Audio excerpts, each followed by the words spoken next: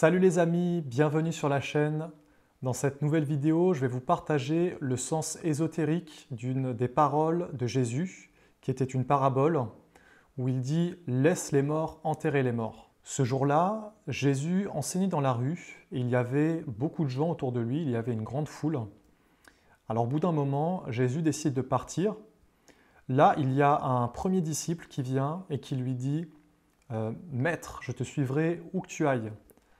Là, il répond une première parole où il dit « Les renards et les hiboux ont leur tanière, mais le Fils de l'homme n'a pas un endroit où se poser. » Ensuite, un autre disciple vient et il lui dit, donc c'était un de ses disciples qui le suivait, ce disciple dit à Jésus « Maître, Seigneur, mon père vient de mourir, laisse-moi aller l'enterrer et attends-moi pour que je puisse te suivre. » Et là, Jésus lui répond une parole extraordinaire que personne n'a compris et qui contient tout son enseignement. Il dit « Laisse les morts enterrer les morts et toi, suis-moi. » À travers cette parole, Jésus, il a révélé un enseignement des initiés. Ce n'est pas un enseignement qui peut se comprendre d'une façon matérielle. C'est un enseignement ésotérique caché. Qu'est-ce qu'il veut dire à travers cette parole « Laisse les morts enterrer les morts » ? Vous voyez, dans cette parole, Jésus laisse sous-entendre que les êtres humains ne sont pas vivants et qu'ils ne connaissent pas la vie, et donc qu'ils sont morts. Mais alors pourquoi Jésus a cette vision si particulière alors que nous, on pense qu'on est vivant et on pense qu'on existe? Jésus était un initié, et sa vision était donc totalement différente de celle d'un homme ordinaire. Il y a deux façons de voir le monde.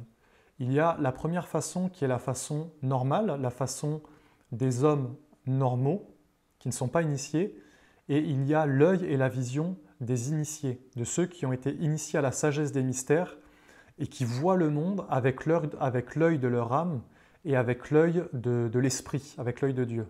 Les hommes et les femmes ordinaires, ils regardent le monde et ils voient, ils pensent, ils croient et ils sont persuadés que la seule et unique réalité, c'est le corps et la vie matérielle.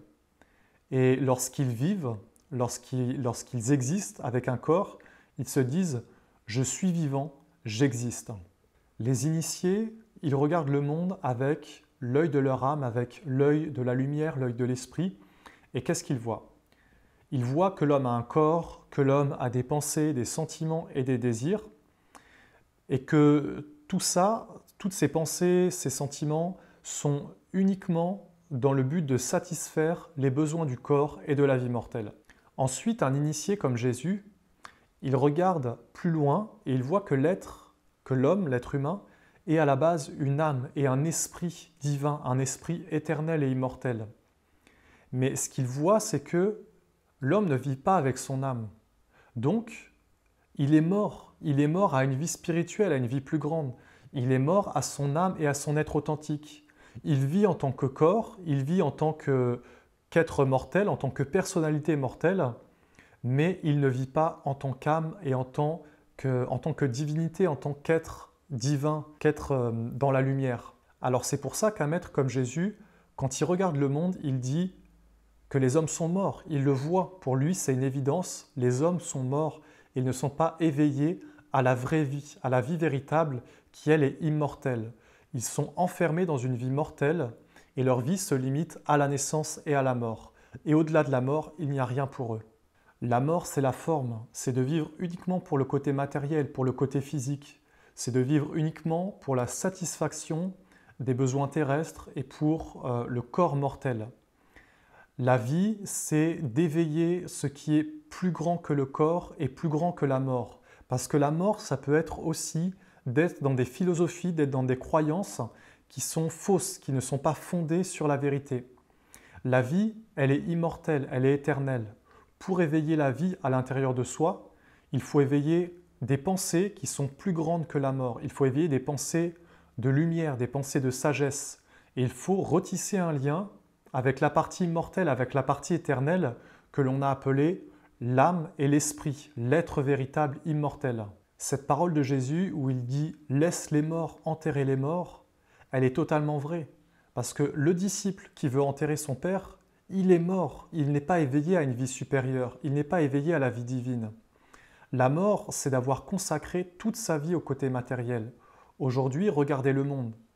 Les êtres humains, l'humanité, consacrent 99% de leur vie, de leur énergie au côté matériel. Ils consacrent tout pour avoir des bienfaits, pour avoir une vie qui apparaît uniquement dans la matière. Mais ils ne cherchent pas à travailler sur eux, à se transformer. Ils n'ont pas compris que la vie était une école et une expérience de transformation et que le but de la vie sur Terre, c'était pas de vivre une vie matérielle et de mourir, mais que le but de la vie sur Terre, c'était de faire apparaître une vie plus grande que la mort à l'intérieur de soi. Et c'est le sens de ce que dit Jésus lorsqu'il dit « Toi, suis-moi ». Laisse les morts enterrer les morts, ça veut dire que de toute façon, les morts vont l'enterrer, son Père. C'est-à-dire que les êtres qui sont vivants dans un corps, ils ne sont pas éveillés à leur âme, ils sont morts. Et ça ne change rien en réalité.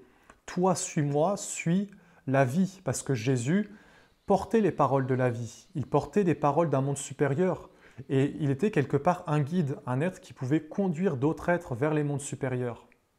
Regardez comment vivent les hommes aujourd'hui et vous verrez que tout le monde est tourné vers la vie matérielle et que même dans la spiritualité, ce qui intéresse les maîtres spirituels d'aujourd'hui, c'est d'avoir un bienfait, un bénéfice pour le corps et pour la vie matérielle. La pensée, les sentiments, le pouvoir créateur de l'homme est orienté pour des bienfaits terrestres et non pas pour faire apparaître la divinité, pour retisser un lien avec l'âme, avec ce qui est divin à l'intérieur de l'homme. Ce que Jésus voulait enseigner profondément à travers cette parole où il dit « laisse les morts enterrer les morts », c'est que nous ne sommes pas réellement nés. Et il complète cet enseignement dans une autre parole qui est dans les évangiles. À un moment donné, un juif qui s'appelle Nicodème l'approche et il lui pose des questions. Et là, Jésus révèle la continuité de cet enseignement où il dit « Celui qui n'est pas né d'en haut, c'est-à-dire qui n'est pas né à son âme et à son être véritable, ne peut pas voir le royaume de Dieu. Celui qui n'est pas né d'eau et d'esprit ne peut pas connaître la vie éternelle. » Et dans cette parole, même ce juif, Nicodème, il ne comprend rien. Il dit même mais alors, comment on fait? Est-ce qu'on doit retourner dans le ventre de notre mère? Et là, Jésus, carrément, il lui dit, mais il le casse, quoi. Il lui dit, tu es un maître en Israël, tu es un maître dans ta tradition, et tu ne connais même pas ces mystères. Pourquoi il lui dit ça? Parce qu'en réalité, les mystères de la seconde naissance, c'est des mystères de base de la tradition.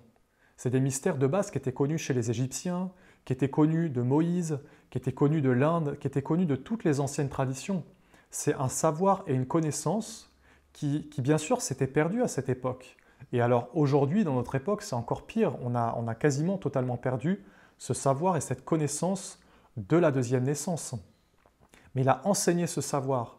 Et à travers ses paroles, à travers sa parabole « Laisse les morts enterrer les morts » et en plus lorsqu'il dit qu'on doit renaître une seconde fois, qu'on doit emprunter un chemin d'éveil intérieur pour renaître à une vie plus grande, à une vie immortelle, il a révélé les secrets que l'homme doit emprunter s'il veut vivre avec la lumière, s'il veut connaître une vie de lumière, une vie divine, une vie sacrée.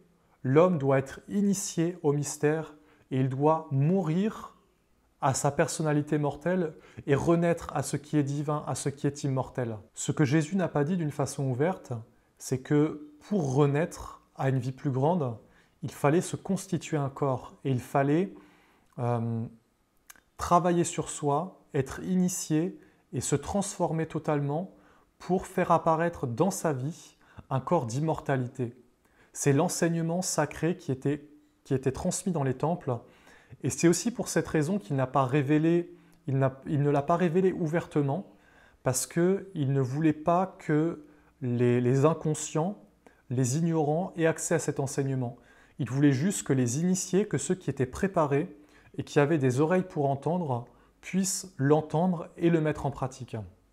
Mais aujourd'hui, nous sommes dans une époque où l'humanité doit s'éveiller à ce véritable enseignement du Christ, à ce véritable enseignement de la lumière, et le mettre en pratique dans sa vie. Parce que cet enseignement de la lumière, cet enseignement de Jésus, cet enseignement des grands maîtres de toute l'humanité, il doit trouver un aboutissement et il doit être réalisé à travers chaque être humain. C'est le chemin de la tradition essénienne, le chemin de l'initiation et de l'éveil de la vie immortelle à l'intérieur du corps. Alors voilà, c'était la première vidéo d'une série où je vais décrypter toutes les paroles de Jésus. Donc dans la prochaine vidéo, je vous parlerai de la parole « Qui mange mon corps et boit mon sang aura la vie éternelle ».